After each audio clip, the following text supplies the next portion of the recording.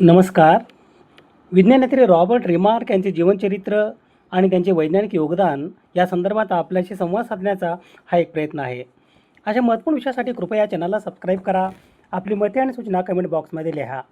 विज्ञानयात्री Robert remark हे Poland देशाचे जीवशास्त्रज्ञ, भ्रूणशास्त्रज्ञ, फिजिओलॉजिस्ट आणि न्यूरोलॉजिस्ट आणि पेशींची उत्पत्ती पेशीपासून होते या जीवशास्त्रातील या सिद्धांताचे जनक.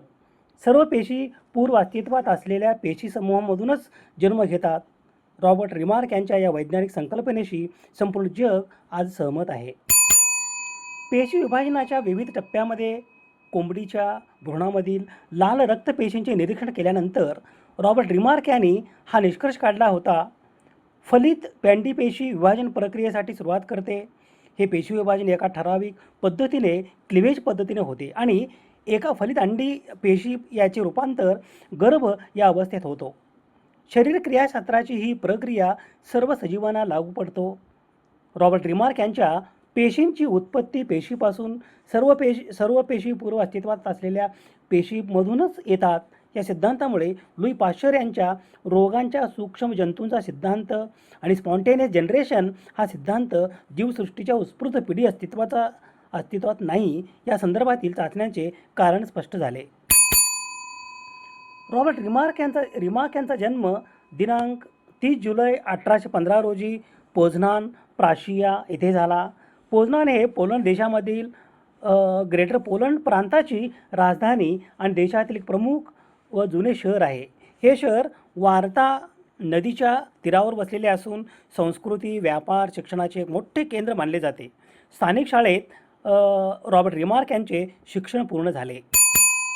सन 1838 फ्रेडरिक विल्यम युनिव्हर्सिटी, आताचे हम्बोल्ट युनिव्हर्सिटी बर्लिन येथे त्यांचे न्यूरोलॉजी या विषयातून वैद्यकीय पदवी शिक्षण, पदव्युत्तर पदवी शिक्षण आणि संशोधन पदवी PhD शिक्षण पूर्ण झाले. संशोधन पदवी शिक्षणानंतर Frederick William University, Humboldt University Berlin येथे रॉबर्ट रिमार्क यांची शरीरक्रियाशास्त्र या विषयाच्या प्राध्यापक पदासाठी नियुक्ती झाली. अध्यापनासोबत Frederick William University, Humboldt University Berlin येथे रॉबर्ट रिमार्क यांनी जीवशास्त्रातील विविध क्षेत्रात संशोधन कार्य केले. ट्रिप्लोब्लास्टिक म्हणजे ज्या प्राण्यांच्या भ्रूण विकासात 3 प्राथमिक जननस्तर जन्मलेले असतात. हे 3 स्तर म्हणजे एक्टोडर्म बाह्यस्तर, मिसोडर्म मध्यस्तर आणि एंडोडर्म अंतस्तर होय.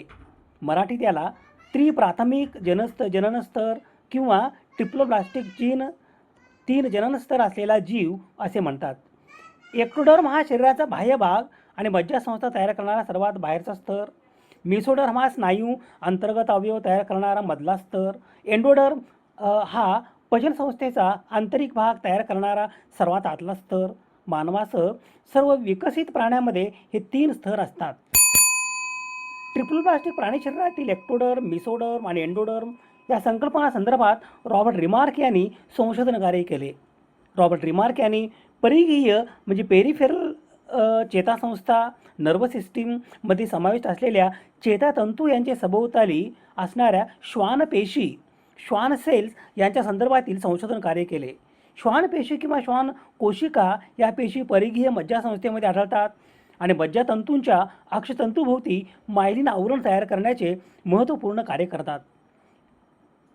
मायलिन आवरण करण्यासंदर्भात या पेशी मज्जातंतूच्या कणाभोवती वेढा देऊन मायलिन थर तयार करतात, ज्यामुळे मज्जातंतूचे संदेशवहन वेगाने आणि सुरळीत होते. मज्जातंतूचे रक्षण करण्यासंदर्भात या मायलिन आवरणाचे कार्य महत्त्वपूर्ण आहे. शरीरात इजा झाल्यास या पेशी अक्षतंतूचे पोषण संरक्षण करण्यास मदत करतात. रॉबर्ट रिमार्क यांच्या स्मरणार्थ श्वानपेशी यांना रिमार्क पेशी असेही म्हणतात आणि हृदयातील चेतापेशी समूहाला रिमार्क गँग्लिया असे म्हणतात. रॉबर्ट रिमार्क यांच्या स्मरणार्थ हृदयातील चेतापेशी समूहाला रिमार्क गँग्लिया असे म्हणतात. हृदयाच्या उजव्या अलिंदामध्ये म्हणजे राईट ॲट्रियम मध्ये असणाऱ्या मज्जाग्रंथीचा हा भाग म्हणजे रिमार्क गंडिका, रिमार्क गँग्लियॉन होय.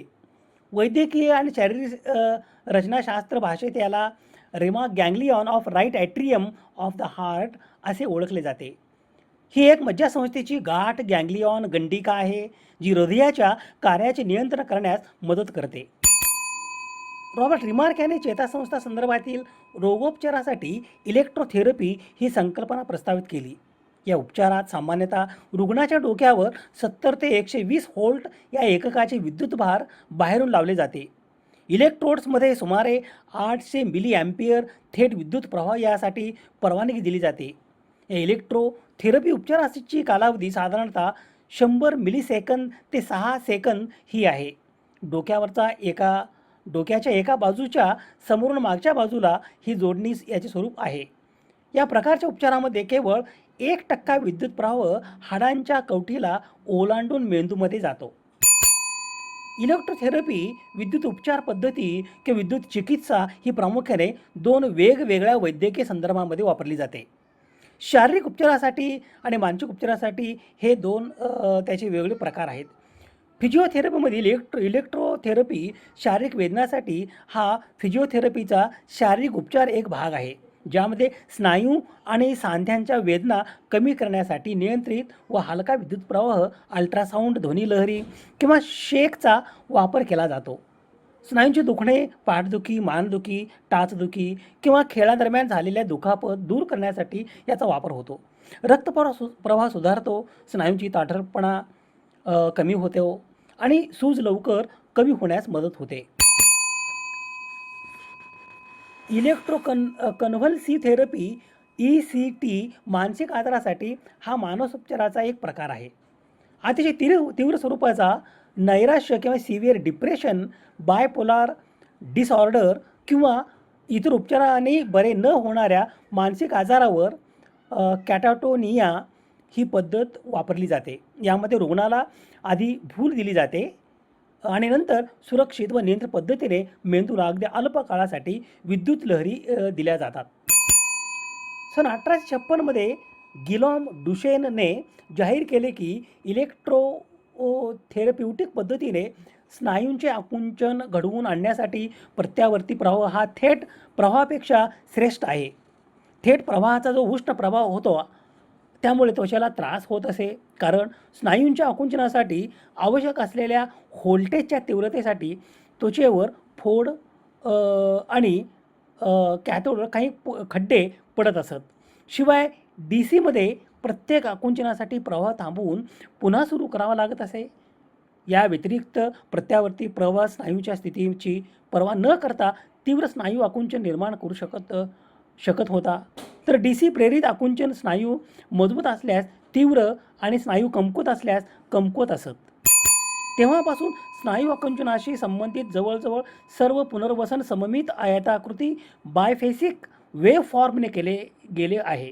तथापि सन 1940च्या दशकात US युद्ध विभागाने केवळ ॲट्रॉफी कमी करण्यासाठी आणि रोखण्यासाठीच नव्हे तर स्नायूचे वस्तुमान आणि ताकद पुनर्संचित करण्यासाठी विद्युत उत्तेजनाच्या वापराचा तपास करताना जखमेवरील शस्त्रक्रियेमुळे अल्नार नर्वला इजा झालेल्या रुग्णांच्या ॲट्रॉफी झालेल्या हातावर गॅल्व्हॅनिक व्यायाम नावाचा प्रयोग केला. या गॅल्व्हॅनिक व्यायामामध्ये मोनोफेसिक एकल पल्स डायरेक्ट करंट वेव्ह फॉर्मचा वापर केला गेला.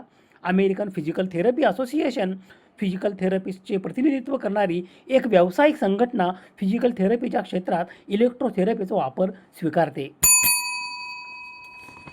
रॉबर्ट रिमार्क हे पोलंड देशाचे जीवशास्त्रज्ञ, भ्रूणशास्त्रज्ञ, फिजिओलॉजिस्ट आणि न्यूरोलॉजिस्ट आणि पेशींची उत्पत्ती पेशीपासून जीवशास्त्रातील महत्त्वपूर्ण सिद्धांताचे जनक.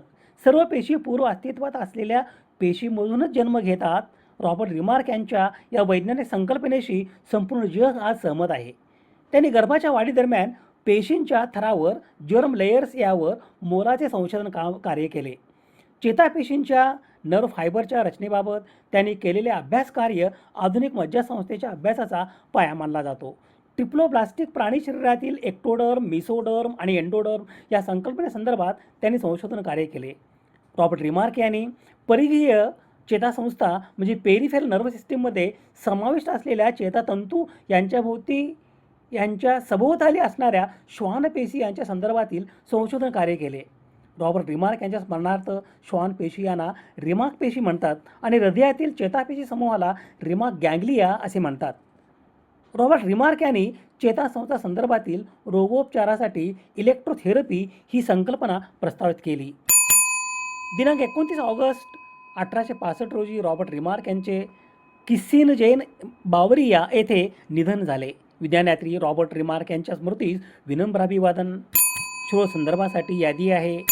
समाज हिताच्या एखाद्या वैज्ञानिक विषयासंदर्भात प्रबोधन करणे, जागतिक समस्यांचे निराकरण करण्यासाठी सामाजिक इच्छा आणि संसाधने एकत्रित करणे आणि मानवतेच्या यशाचा उत्सव बळकट करणे यासाठी सुवर्ण संधी म्हणजे सामाजिक आणि वैज्ञानिक सण आणि उत्सव. अशा महत्त्वपूर्ण विषयासाठी कृपया चॅनलला सबस्क्राईब करा. आपली मते आणि सूचना कमेंट बॉक्समध्ये लिहा. विज्ञान निष्ठा ही जीवननिष्ठा. धन्यवाद.